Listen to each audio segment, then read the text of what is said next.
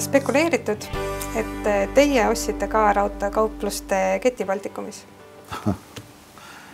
See on spekulatsioon.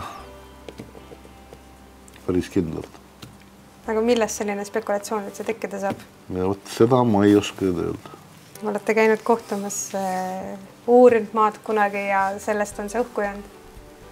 Ma olen paljudega kohtunud, paljudega uurinud, paljudega. Kas sellest samast kohtumisest on see spekulatsioon tekkinud ka? Võib küll olla, jah. Te olete kohtunud ka raudtega? Jah, ma olen paljudega kohtunud. Miks te seda siis ostu ei formuleerinud? No ilmselt raha jäi väheks.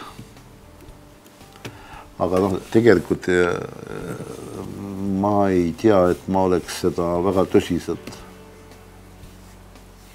tahtnud.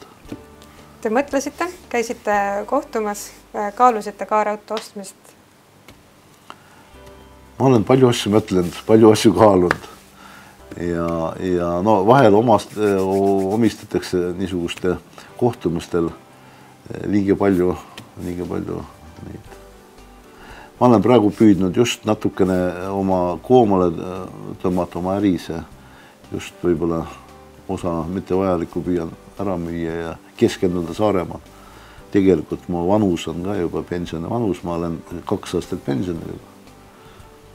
Ja ma ilmselt ei taha praegu väga laialt siin Eestis areneda. See ülejäänud raha või ühesõnaga see vaba raha, millest ka raudtee ostmiseks jäi napiks, kuhu see raha liikus? Mis see teine investeering oli? Või ma ei teagi, et oleks väga palju vaba raha. Üldest vaba rahaga mul on niimoodi, et naine alati võtab ära ja kaevab puu alla. Ja siis, kui on vaja, siis ta kaevab selle välja ja annab mulle. Teil on väga palju puid, ma saan aru. On küll, puid on palju. Maad on palju, kuna põllumajandus on loomadel väga palju söödamaid.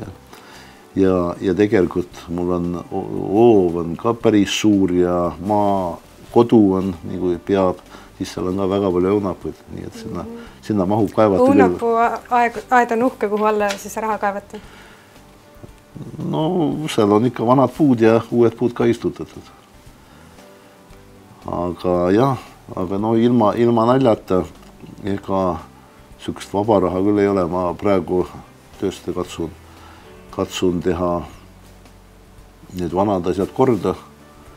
Õpin hiina keelt, õpin araabia keelt, sest suur unistus on, et Saaremaa veisekasvatustoodang oleks emiiride laua peal.